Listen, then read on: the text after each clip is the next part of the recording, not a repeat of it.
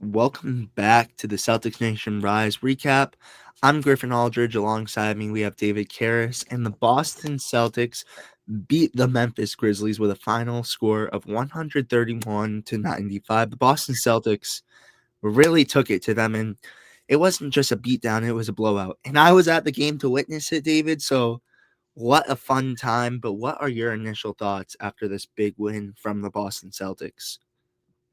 Yeah, I mean, it feels like the season's kind of repeating itself in a way, which is funny because it feels like Wednesday is like the blowout night for the Celtics. I think we blew out the Wizards on a Wednesday night.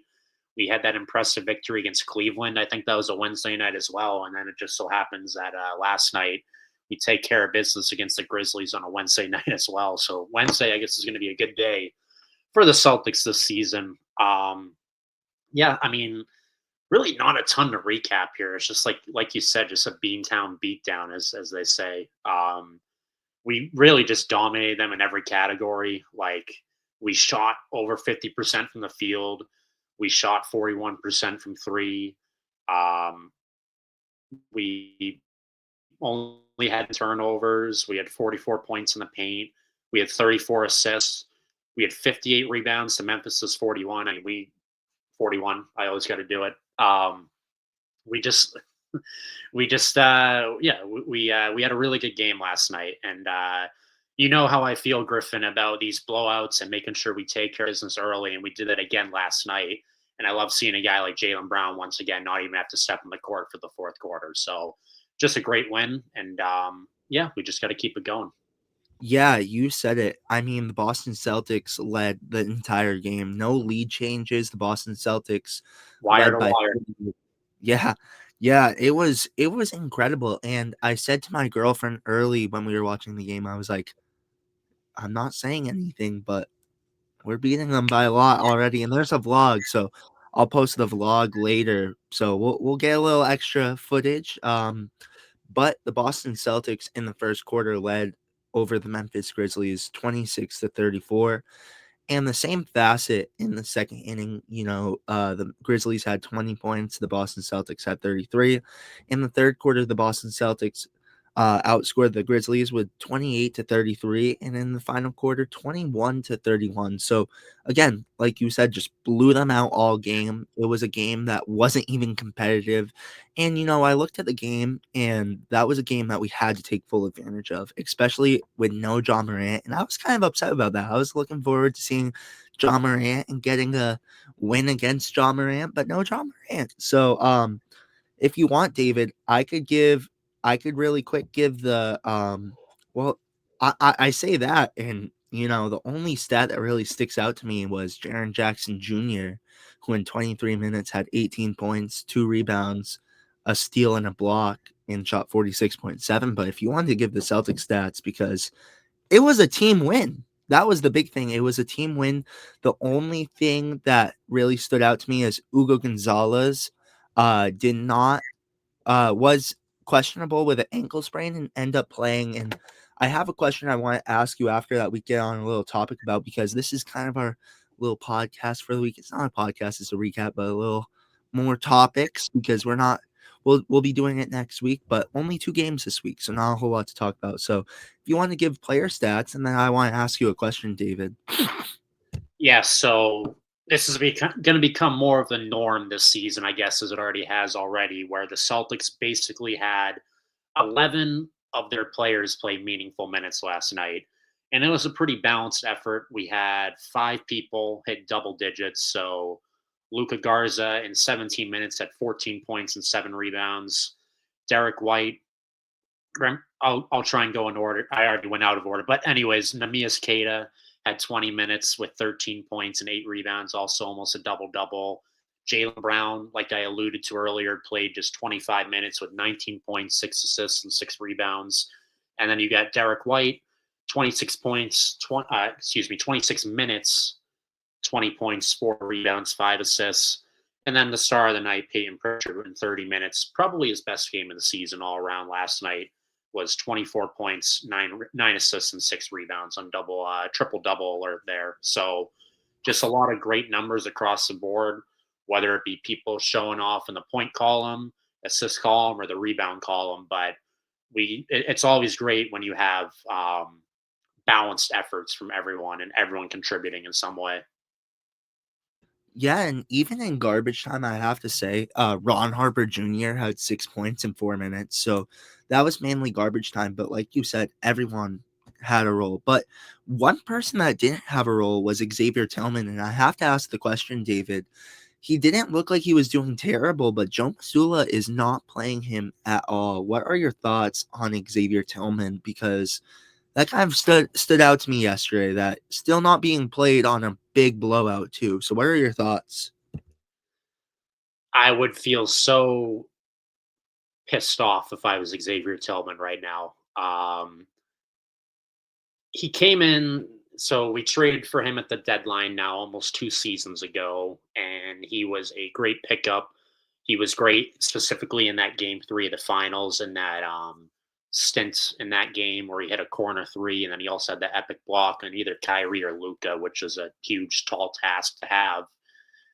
And it seemed like, and he took a very team friendly deal to stay with the Celtics that offseason, right after he won the championship. And we brought back the whole team last year, as everyone knows. But a lot of people expected Xavier Tillman to jump ship and potentially get a more lucrative deal somewhere else. But he took less money to stay with the team. And then last year, I mean, we don't need to go into this too much, but last year, everyone knows that he barely played all last year. Maybe got like a few minutes here and there, but there were so many games last year where Xavier Tillman on the score sheet was listed as a DNP due to coach's decision.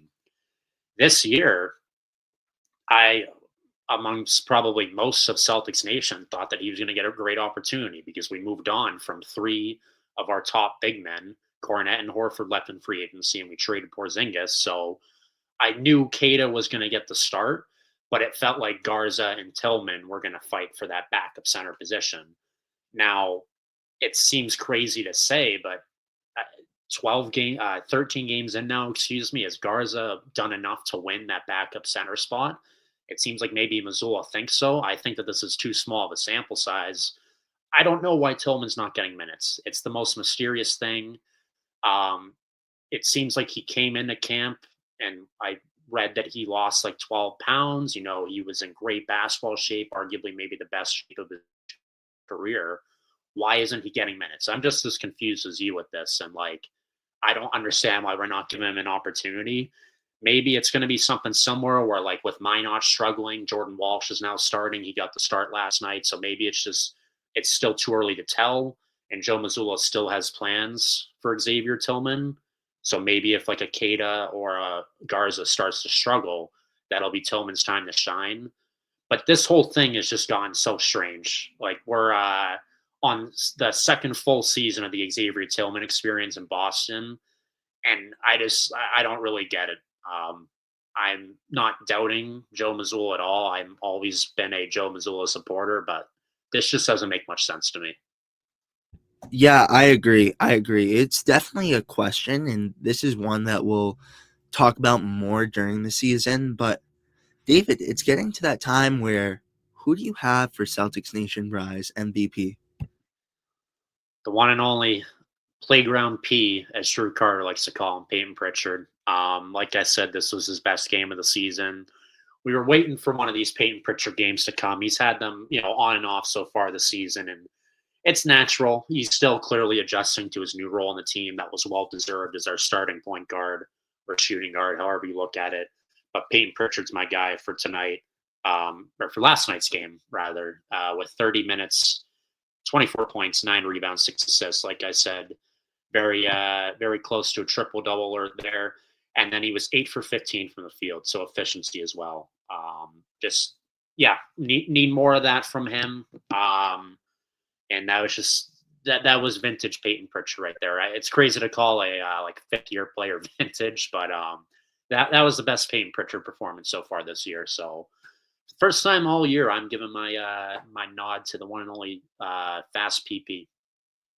I love that. I have to say, I think Derek White gave him a lot of competition, and more of his points were meaningful at the start of the game. But again, still a blowout win. And Peyton Pritchard, this is a performance that you want to continue to see him have, as he was just dominant. I mean, his efficiency last night was incredible, and he was a player to rely on. So your Celtics Nation Rise MVP for the first time this season goes to Peyton Pritchard as the Boston Celtics defeat the Memphis Grizzlies. But David, no podcast today, so I want to ask the question is, what do you think the Celtics go next time we meet? They have 2 games against the Clippers, 1 game against the Clippers, sorry, and 1 game against the Nets. Next time we meet, what do you think the Celtics record will be? So this is a good question. So I'm exposing myself a little bit here. So I'm going to ask you this, but I'm also looking it up. What is the Nets record right now? Are they struggling? Do you know off the top of your head? I believe so. Let me look it up. Oh shoot, they're 1-10. Oh, yikes. Okay, so Okay. that answers that. Wow, holy cow! There's 3 teams that only have 1 win this far into the season. That's crazy. The Nets, Pacers, and Wizards. Wizards are 1-11, but Clippers. So the Clippers, I know, are also struggling. They're 3-8. I know it's just a dumpster fire over there right now. It's 1 game. The Clippers is at home, and then Brooklyn's on the road. Correct. I So believe so. I'm going to say 2-0. We've had kind of take 1 step forward, 1 step back kind of season right now for the Celtics as expected. But I don't see any reason why we can't win these 2 games. And I think it's cause for concern if we definitely lose to Brooklyn. I'll give the Clippers the benefit of the doubt. And these like Sunday afternoon games are always kind of strange. But I mean, the Clippers are coming from another coast, so they might be struggling with that. But I'm going to say 2-0. I think we should absolutely go 2-0 against these 2 teams and take care of business. So my prediction is that the Celtics will, for the first time all season, the next time we're talking, get over the hump and go to be over 500 for their season record. Yeah, I agree. I think 2-0. I think this is a week where you have to go after it and you need to execute. But David, do you have any final thoughts before we close it out? I do. Do you know what the Celtics record right now is? 6-7. 6-7. I have to say, David, last night too, when at halftime when they had 6-7 up there, 67, it zoomed in on 67 and everyone started doing it. So I went to the Bruins game last week, and every time the Jumbotron cut to someone, it was someone doing 67. But I did see some people literally doing 41. I'm not even joking. So, hey, David started that, by the way. Just saying, David started that out. yeah, So maybe we'll come up with a new number here on this podcast and make we'll that have mainstream. well, I think we have to, David. I think we have to. But with that being said, you guys, the Boston Celtics defeated the Memphis Grizzlies with a final score of 131-95.